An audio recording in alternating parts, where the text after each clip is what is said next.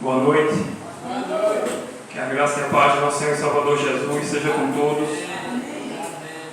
Vamos abrir a palavra de Deus no livro de Juízes, no capítulo 13.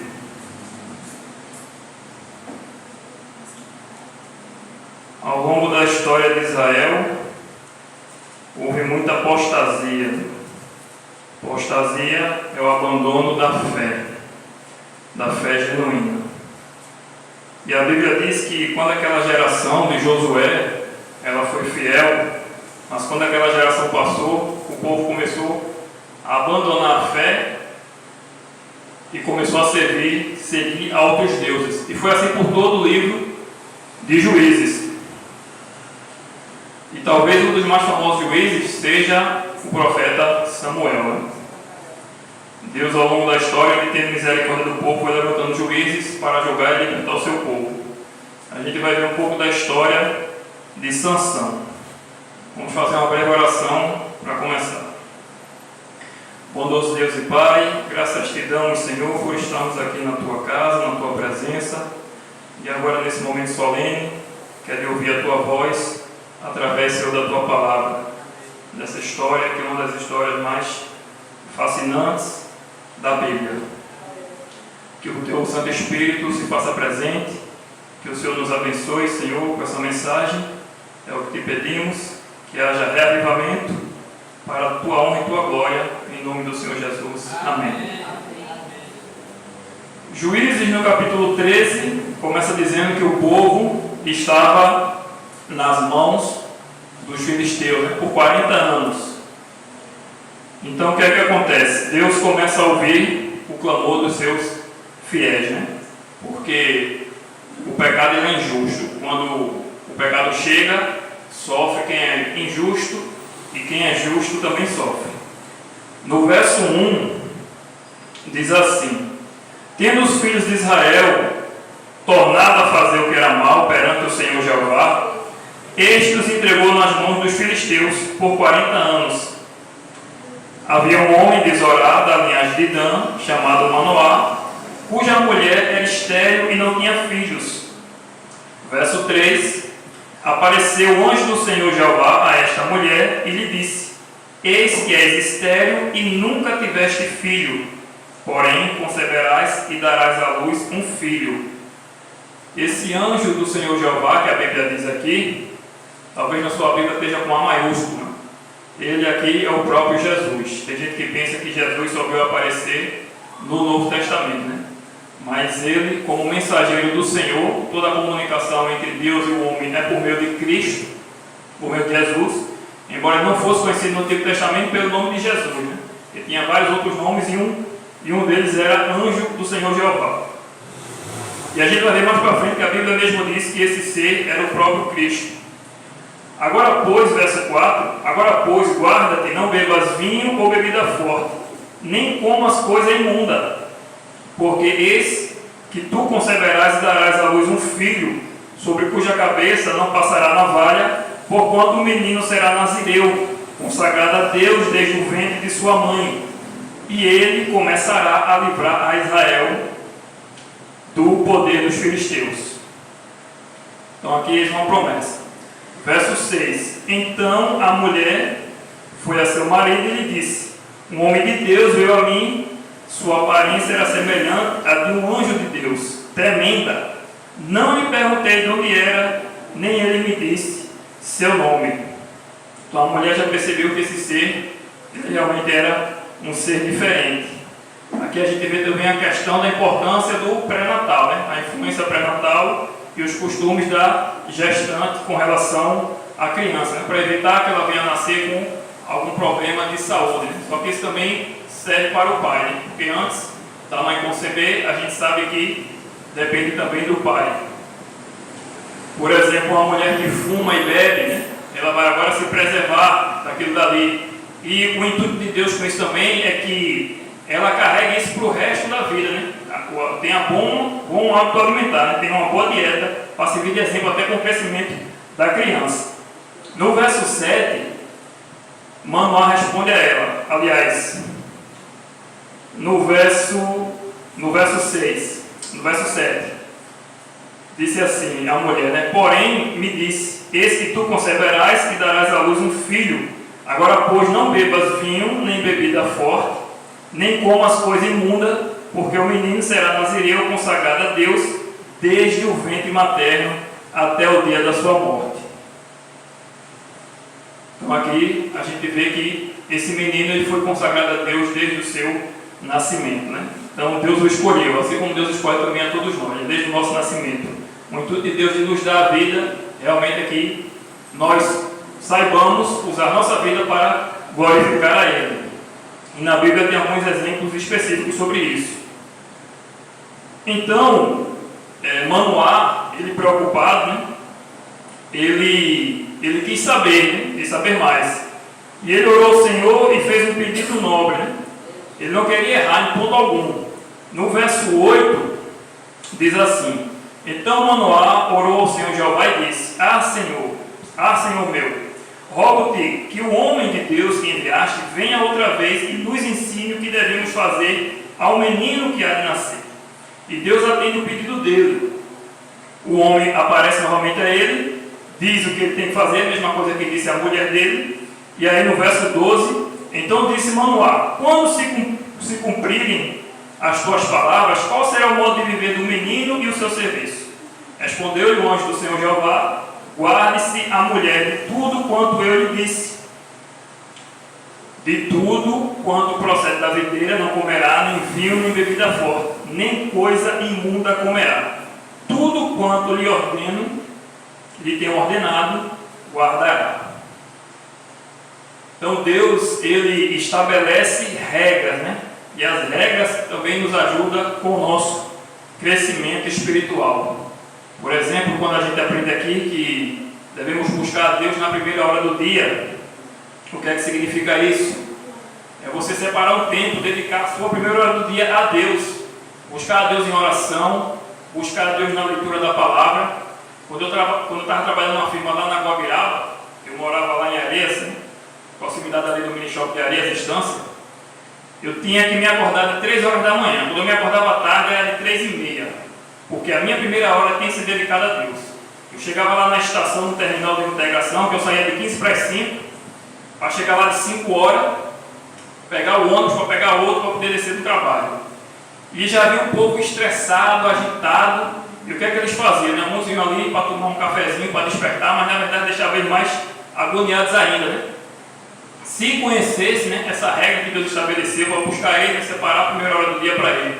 Então, para eu poder fazer isso, eu tinha que me levantar de 3 horas, no máximo 3h30, porque eu me levantava atrasado, lia pelo menos um capítulo da Bíblia, orava e saía para a correria. E quando chegava no trabalho, que eu pegava às 7, mas eu chegava por volta de 5h35, aí comia ali, me alimentava, e quando dava 6 horas, 6h10 no máximo, eu ia para a lição da escola sabatina. Começava o trabalho de outra forma, né?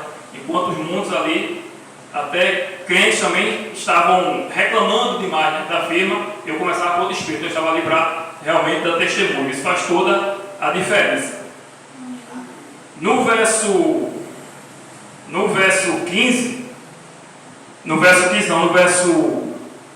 17, Manoá pergunta, né?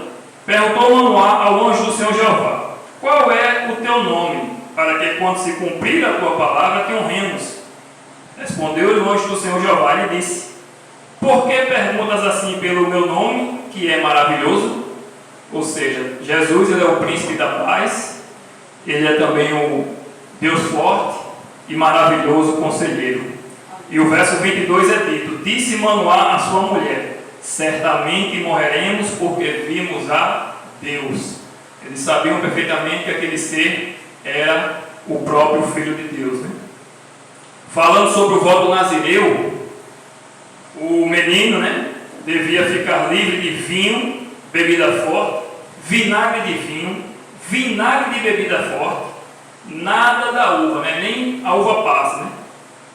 E não poderia também cortar os cabelos, né? Seria totalmente consagrado, santo a Deus, e não poderia também se aproximar de um cadáver nem de alimento imundo, né? O alimento imundo que a gente conhece na Bíblia é porco, é o camarão e etc, né? Levítico capítulo 11.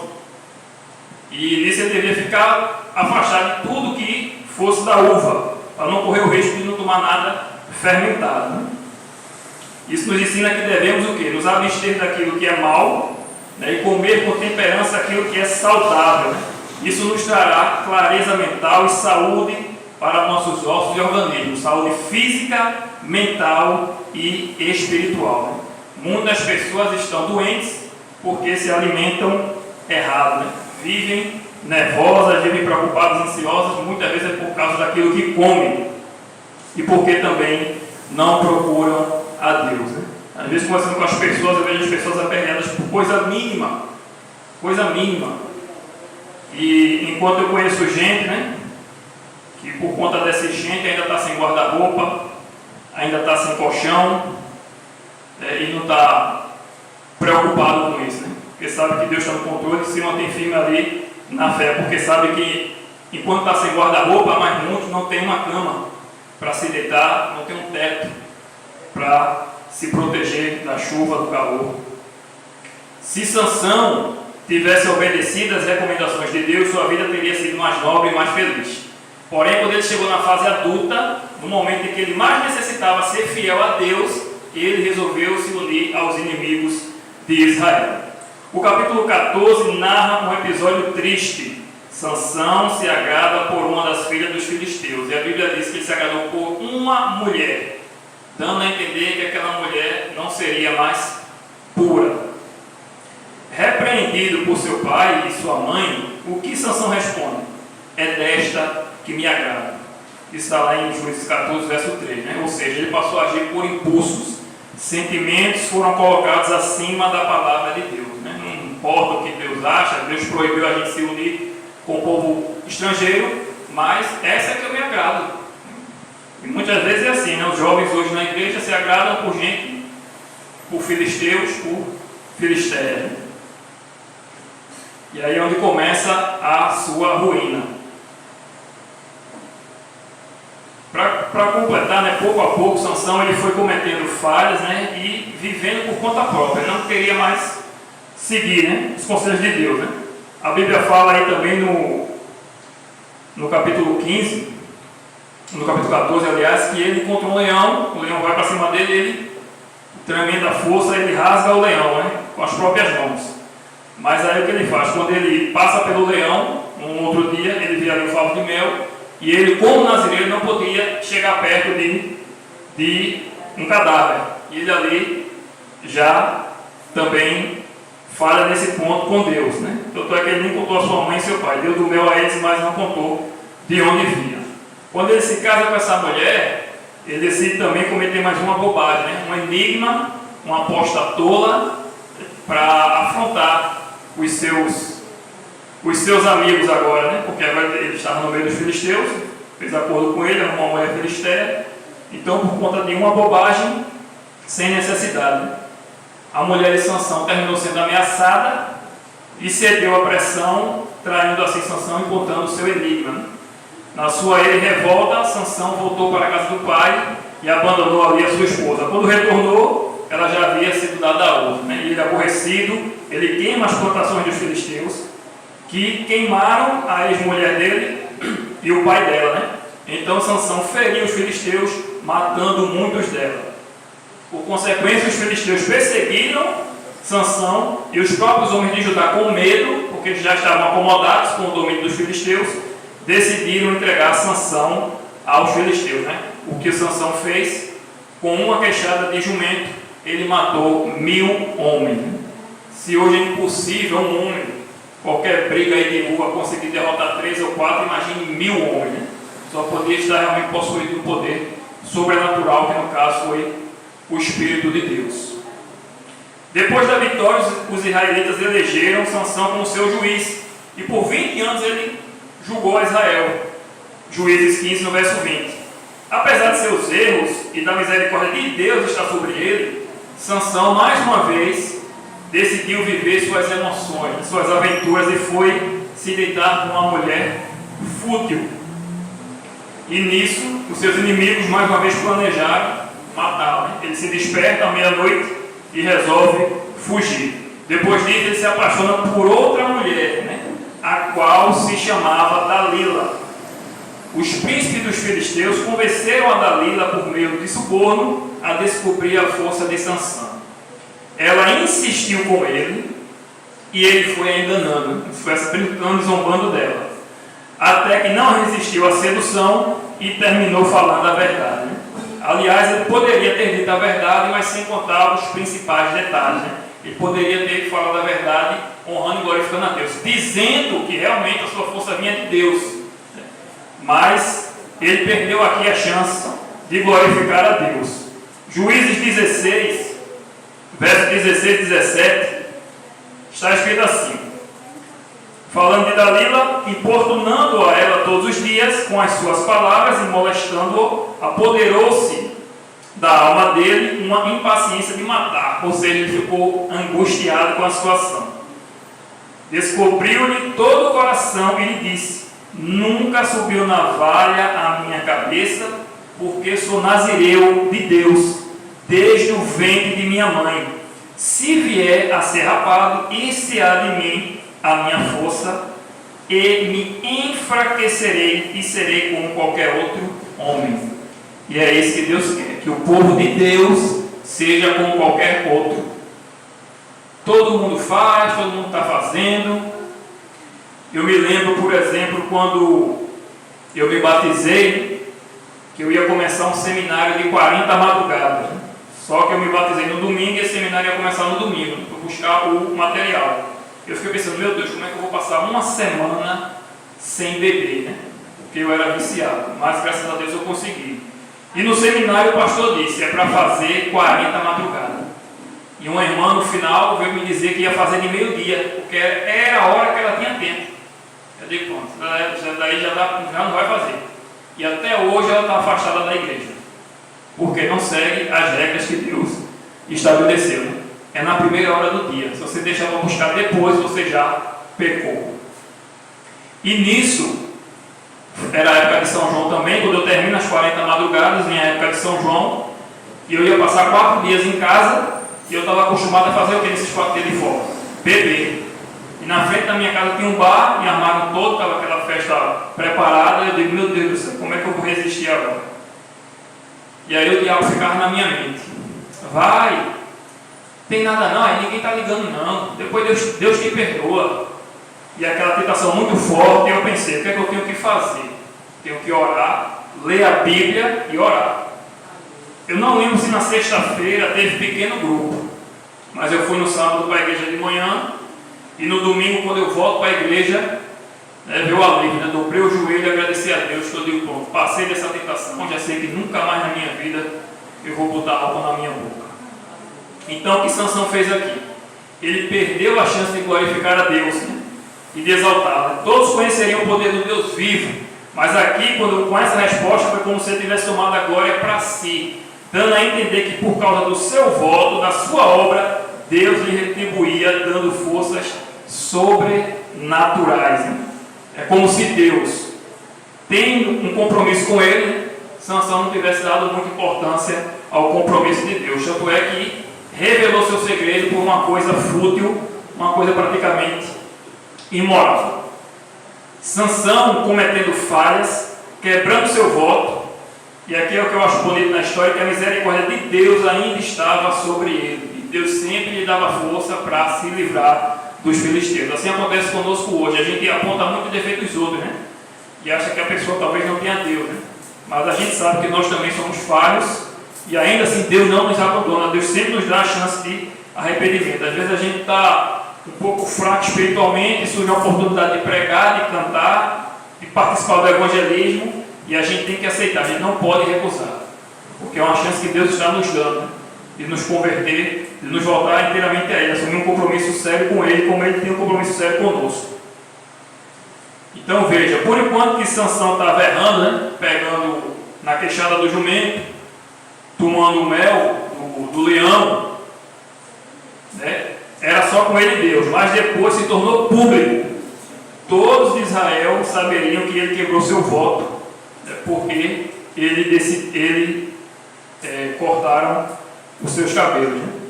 E lá no verso 21 vem a desgraça, né? A ruína de Sansão.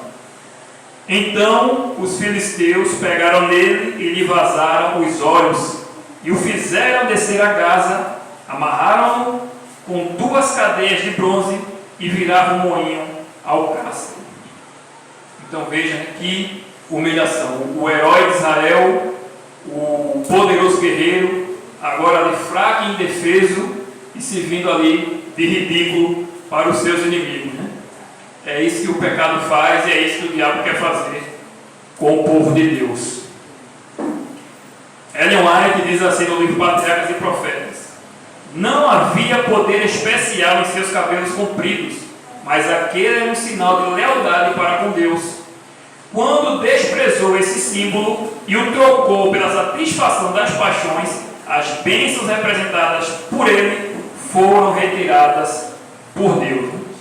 E não satisfeito em derrotar Sansão, os inimigos decidiram zombar dele. E aí no verso 23 do capítulo 16 diz assim: então os príncipes dos filisteus se ajuntaram para oferecer grande sacrifício ao seu Deus Dagom, e para se alegrarem, e diziam: nosso Deus nos entregou nas mãos a Sansão, nosso inimigo.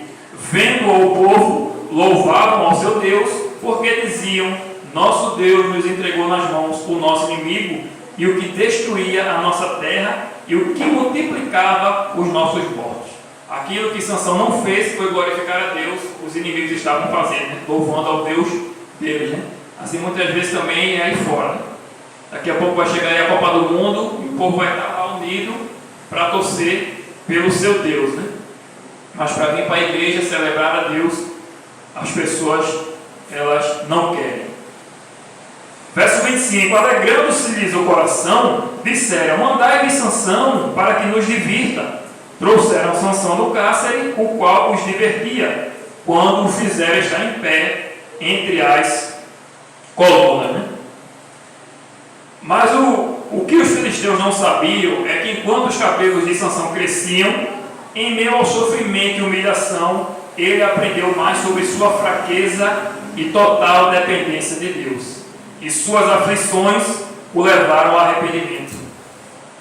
Enquanto seus inimigos o consideravam indefeso, acorrentado, cego e fraco, e não lhes achavam mais uma ameaça, enchendo-se eles de orgulho e desafiando o Deus de Israel, Sansão, agora enxergando pelos olhos espirituais, orava em silêncio. E o Senhor Jeová o perdoou e o atendeu, dando-lhe forças novamente para derrotar os filisteus. Não importa quantas vezes nós iremos cair, o que importa é a gente se voltar para Deus. Ele sempre está pronto para perdoar e para nos atender. No verso Juízes 16, agora no verso 26, diz assim: disse Sansão ao moço que o tinha pela mão: deixa-me para que eu apalpe as colunas em que se sustém a casa, para que me encoste a elas. Ora, a casa estava cheia de homens e mulheres, e também ali estavam todos os príncipes dos filisteus, e sobre o teto havia uns 3.000 homens e mulheres que olhavam enquanto Sansão os divertia. Ou seja, a zombaria ali estava total. E aí Sansão, eu creio, que ele clamou a Deus ali com lágrimas, porque quando a gente sente o perdão de Deus, o arrependimento do Espírito Santo, isso acontece, vem lágrimas ali de alegria. E Sansão clamou ao Senhor Jeová e disse, verso 28, Deus Jeová, peço-te que te lembres de mim e dá-me forças, só esta vez, ó Deus, para que me vingue dos filisteus, ao menos por um dos meus olhos. E Deus se lembrou dele.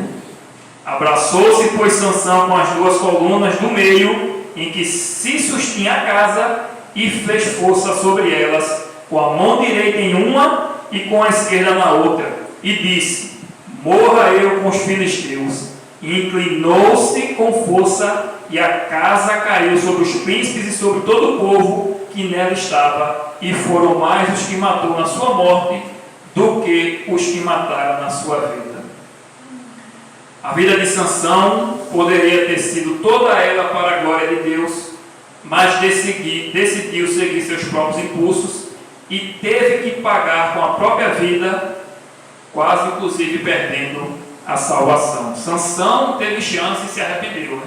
Muitos hoje se afastam, né? Acham que não tem mais força, né? Mas a força realmente vem de Deus. Ninguém precisa passar por isso. Ser levados pelos sentimentos, né? Quem for levado pelos sentimentos será vencido. Satanás nos ataca em nossos pontos fracos e não podemos nutrir essas falhas, pois se isso ocorrer, seremos derrotados. Mas, falando sobre isso, Ellen White diz assim também em Patriarcas e Profetas, falando sobre Sansão: ninguém, apesar disso, precisa se dar por vencido. Todo aquele que realmente desejar receber auxílio, receberá. Anjos de Deus que sobem e descem pela escada que Jacó viu em visão, ajudarão todos que escolherem subir até mesmo ao mais alto céu. Sansão, para cumprir o plano de Deus agora, ele teve que pagar com a própria vida, mas ele decidiu seguir em frente, mostrando ali que realmente ele se arrependeu e conseguiu derrotar os filisteus e libertar o seu povo de uma vez por todas. Os cultos de sábado, ele nos estimulam à verdadeira adoração, porque não adianta você passar a semana mal, por caminhos tortuosos, e no sábado vir para a igreja querer dar uma de santo. No sábado você tem que celebrar aquilo que você fez durante a semana para Deus e agradecê-lo pela vida, pela oportunidade. E nos cultos de quarta-feira nos estimula a ter uma vida de oração. Não é apenas vir para receber as bênçãos, fazer os pedidos, mas quando chegar em casa se lembrar de orar pelos pedidos. A gente não lembra dos pedidos, mas lembra de cada pessoa que estava aqui nesta noite, para quando chegar antes de dormir, orar também por cada pedido. Então que a nossa vida seja realmente uma vida consagrada a Deus, que o mau exemplo de Sansão, né, a gente aprenda pelo erro dele e aprenda também com o seu arrependimento, porque assim como Deus não abandonou Sansão, ele também não nos abandonará. Que Deus seja louvado. Vamos ouvir agora o hino 20, grande é o Senhor.